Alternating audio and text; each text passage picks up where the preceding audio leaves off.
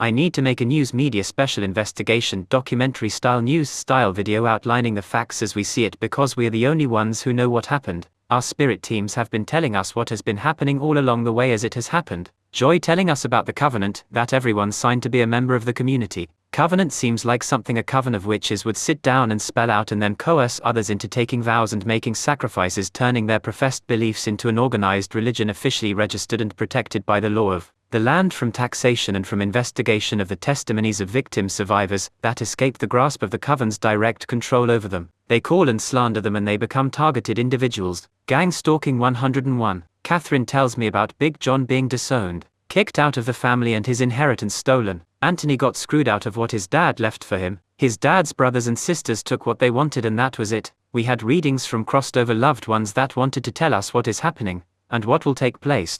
They wanted to thank us for being willing to do this work, to reassure us that they are on our side, and how proud at us they were. When the first reading came to us, Archangel Michael telling us about the spiritual battle that has been taking place for several generations in our families, describing the spiritual energy and nature of what is fighting against us through the three witches and their network of people. The spirit team telling us the narrative of what is energetically taking place in the world and how that applies to you, to them and to us. If you stop and think about all the different times since the initial three witches reading, hearing the reading brought specific people to your mind, to your awareness as an incident that has or is taking place that is affecting you. The level that is affecting you is tied to you in the spirit realm immediately. We are the only two people that know the whole story. We know what happened because God or our higher selves are our friends. They don't want us to be blindsided by the ending of our life. What am I thinking about? What is my awareness telling me? What am I interested in? What return am I expecting to get from the time, thought, and actions that I'm energetically devoting towards the curiosity that I'm following?